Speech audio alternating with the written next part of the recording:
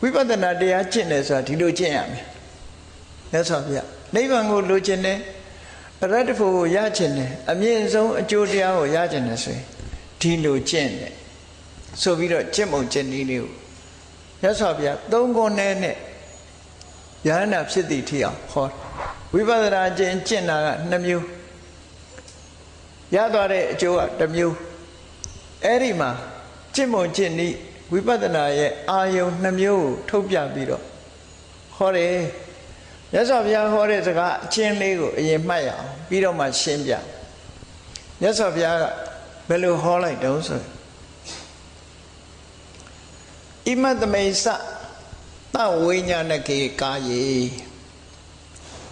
အဟင်္ကာရမမင်္ကာရမာနာနုတ္တိယနဘွေတန္တိသဝိညာဏကဆိုတဲ့အသိစိတ်ရှိတဲ့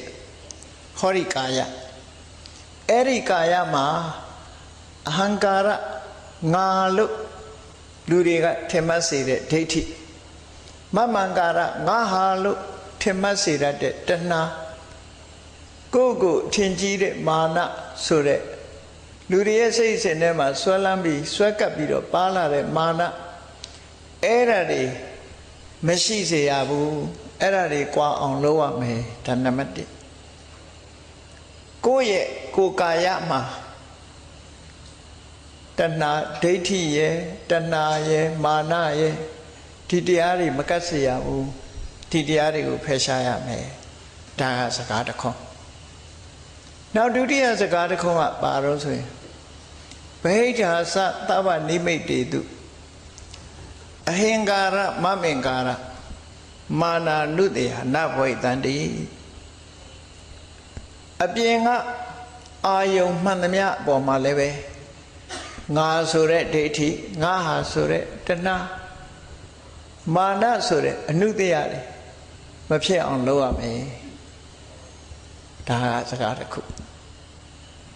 ဒါဝိပဿနာကျင့်စဉ်ကိုအကျဉ်းလေးဘာကိုမှတ်ရမလဲဆိုတာကိုအကျဉ်းလေးပြလိုက်တယ်အဲတရားဆိုဒီမှာမသိသေးတာတွေသိဖို့အတွက်နာယူချဖះဟောတဲ့တရားကိုအလေးနဲ့စဉ်းစားပြီးနာဖို့လိုအပ်တာပေါ့ဒါမို့မြတ်စွာဘုရားကသူတရားဟောတိုင်းယဟန်တွေကိုတတိပေးတယ်တာရုကံသူနောထမနတိကရောထအေးတာရုကံသူနောထနားထောင်ညာကောင်းကောင်းနားထောင်ညာတာရုကံမနတိကရောထစိတ်ဆိုင်ပြီးတော့ထားကြ